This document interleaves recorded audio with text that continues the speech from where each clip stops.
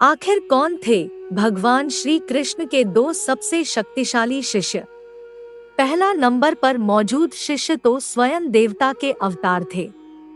आप देख रहे हैं धर्मकांता। तो चलिए अब चलते हैं वीडियो की ओर। वीडियो में आगे बढ़ने से पहले हमारे चैनल को सब्सक्राइब अवश्य करें और बेल आइकन जरूर दबाएं। साथ ही कमेंट बॉक्स में जय श्री कृष्णा अवश्य लिखिएगा।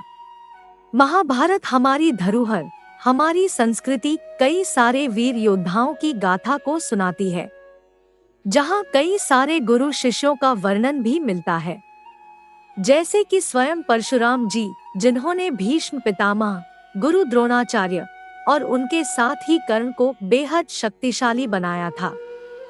तो वही अगर बात है स्वयं गुरु द्रोणाचार्य की, तो उन्होंने अर्जुन यहाँ तक कि सभी पांडवों को शक्तिशाली बनाया था।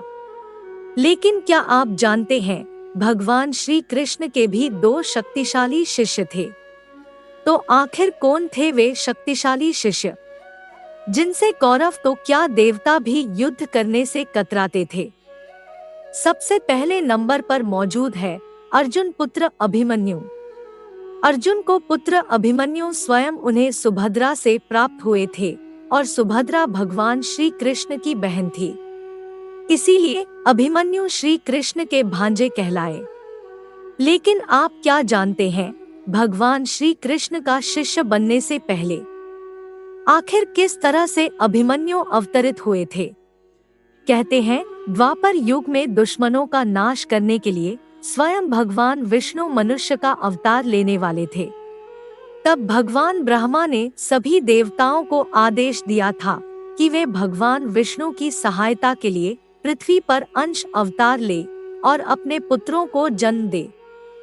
वहीं जब चंद्रमा ने सुना कि उनके पुत्र वर्चा को भी धरती पर जन्म लेने का आदेश मिला है, इस आदेश को उन्होंने मानने से इनकार कर दिया। साथ ही ये भी कहा कि उनका पुत्र वर्चा अवतार नहीं लेगा। तब सभी देवताओं ने ये कहकर चंद्रमा पर दबाव डाला कि धर्म की रक्षा करना सभी देवताओं का कर्तव्य है। इस धर्म के लिए चंद्रमा अपने पुत्र को कैसे मना कर सकता है? देवताओं के दबाव के सामने चंद्रमा विवश हो गए। लेकिन उन्होंने देवताओं के सामने एक शर्त रखी कि उनका पुत्र ज्यादा समय तक पृथ्वी पर नहीं रहेगा। साथ ही भगवान श्री कृष्ण के मित्र देवराज इंद्र के पुत्र अर्जुन के पुत्र के रूप में ही जन्म लेगा। देवताओं ने चंद्रमा की बात मान ली और कहते हैं सिर्फ और सिर्फ इसी वजह से अभिमन्यु केवल 16 साल तक ही जीवित रहे और इसके बाद वे पुनः अपने पिता चंद्रमा के पास वापस लौट गए। दरअसल अभिमन्यु महाभारत के महान योद्धाओं में शामिल है, जिन्होंने महज 16 साल की उम्र में कौरवों की सेना के छक्के छुड़ा दिए थे। जी हाँ, अभिमन्यु जो बेहद ही शक्तिशाली थे, जिनके जन्म से पहले ही तय हो गया था उनकी मृत्यु कब होगी। लेकिन अभिमन्यु सिर्फ इतने ही शक्तिशाली नहीं थे। कहते हैं सुभद्रा के गर्भ में ही अभिमन्यु ने चक्रव्यूह भेदना सीख लिया था।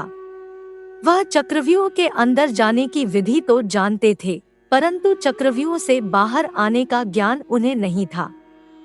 कहा जाता है अभिमन्यु जितना पराक्रमी योद्धा महाभारत काल में कोई और नहीं था। महज 16 साल की उम्र में ही उसने कौरवों की प्रमुख सेना को झटका दे दिया था। महाभारत के युद्ध में अभिमन्यु ने दुर्योधन पुत्र लक्ष्मण, कई शैल्य पुत्र और साथ ही कई सारे वीर योद्धाओं को मार डाला था। यहाँ तक कि उनको अकेले ही भीष्म पितामह से भी युद्ध करना पड़ा। सिर्फ यही नहीं, कहते हैं नारायणी सेना के अध्यक्ष यानी कृतवर्मा, जो एक यादव थे, वे भी अभिमन्यु के युद्ध कौशल के बारे में जानते थे और उन्होंने पहले ही कौरवों को कह दिया था कोई भी योद्धा नहीं होगा जो कि अकेले अभिमन्यु को परास्त कर देगा। कहते हैं अभिमन्यु को स्वयं श्री कृष्ण के पुत्र प्रद्युम्न ने सिखाया था। ये भी कहते हैं स्वयं श्री कृष्ण ने अभिमन्यु को कई सारी शिक्षाएं प्रदान की थी। यहाँ तक कि उन्हें रौद्र नामक धनुष भी भगवान श्री कृष्ण से प्राप्त हुआ था। इसके अलावा कई सारे अस्त्रों का ज्ञान भी भगवान श्री कृष्ण ने अभिमन्यु को दिया था। सिर्फ यही नहीं, भगवान श्री कृष्ण ने उन्हें एक अभेद्य कवच भी दिया था, जो कवच बेहद ही शक्तिशाली था। कहते हैं उस कवच को पहनने की विधि होती थी, जिसे स्वयं अर्जुन के कहने पर श्री कृष्ण ने अभिमन्यु को सिखाया था, जिसके चलते अभिमन्यु को ना ही कर्ण, ना ही गुरु द्रोण, ना ही दुर्योधन, ना ही अश्वत्थामा और ना ही कौरव दल का कोई भी योद्धा उन्हें खरोच तक लगा पाया। महाभारत के 13वें दिन कौरवों ने पांडवों को फंसाने के लिए द्रोणाचार्य की मदद से चक्रव्यूह का निर्माण किया और उस व्यूह को भेद कर बाहर निकलने की कला सिर्फ 4 लोग जानते थे, स्वयं भगवान श्री कृष्ण, गुरु द्रोणाचार्य, अर्जुन और प्रद्युम्न। कहते हैं युद्ध के दौरान अभिमन्यु चक्रव्यूह के अंदर घुस गया। वे लगातार चक्रव्यूह को भेदता हुआ चला गया। अभिमन्यु ने चक्रव्यूह के 6 चरण पार कर लिए।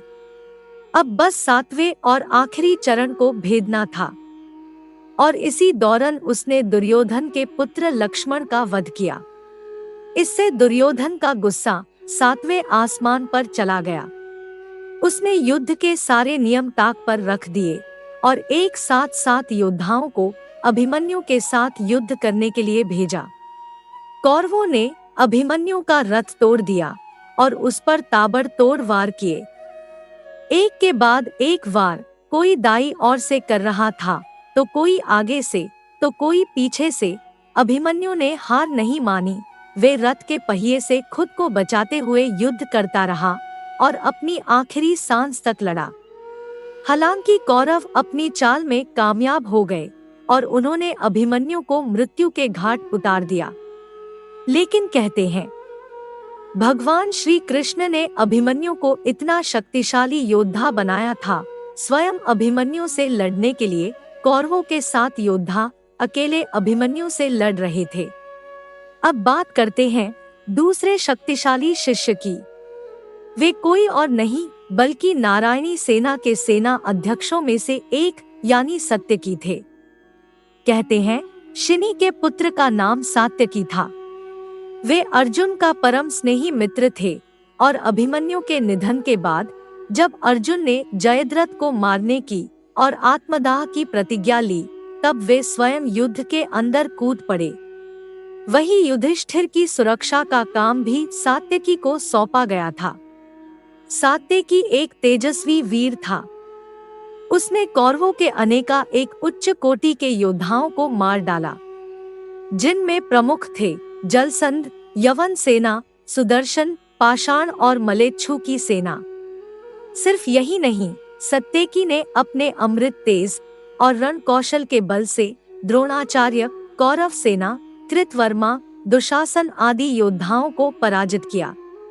नारायणी सेना के अध्यक्ष सेनापति के रूप में सात्यकी को इसलिए चुना गया था क्योंकि वे एक मामूली से व्यक्ति थे, जिनके पास ना तो किसी दिव्यास्त्र का ज्ञान था, ना ही कोई शक्तिशाली अस्त्र उनके पास था। साधारण अस्त्र शास्त्र के बल पर ही उन्होंने कई महावीर योद्धाओं को हराया और उसके पीछे सिर्फ और सिर्फ एक वजह थी, वे थी स्वयं भगवान श्री कृष्ण की शिक्षा। कहते हैं सात्यकी को 2 लोगों ने शिक्षा दी थी। उनमें से एक थे स्वयं भगवान श्री कृष्ण और दूसरे थे अर्जुन। जहां उन्हें अर्जुन ने बाणों में निपुण बनाया यानी धनुर्विद्या सिखाई, तो वही भगवान श्री कृष्ण ने उन्हें कालरी पट्टू, जिसे आज के युग में मिक्स मार्शल आर्ट या कुंग फू भी कहा जाता है, उसके साथ मल युद्ध, साथ ही साथ गदा युद्ध, तलवारबाजी और अलग अलग रणनीति बनाना भगवान श्री कृष्ण ने ही उन्हें सिखाया था। और इसी के बल पर सात्यकी ने कौरव सेना के कई महारथियों को मार गिराया था। कहते हैं सात्यकी एकमात्र ऐसे योद्धा थे जो नारायणी सेना के होते हुए भी भगवान श्री कृष्ण के पक्ष में आए। जहां नारायणी सेना कौरवों की तरफ थी, वही सात्यकी ने नारायणी सेना का पक्ष छोड़कर भगवान श्री कृष्ण और अर्जुन का साथ दिया और वे युद्ध के अंत तक जीवित रहे। तो यही थे भगवान श्री कृष्ण के दो सबसे शक्तिशाली शिष्य। एक थे अभिमन्यु, दूसरे थे सात्यकी। अगर आपको यह वीडियो अच्छी लगी तो इसे लाइक करें, हमारे चैनल को सब्सक्राइब करें और ज्यादा से ज्यादा शेयर करें। तो मिलेंगे अगली वीडियो में, तब तक के लिए जय श्री कृष्ण।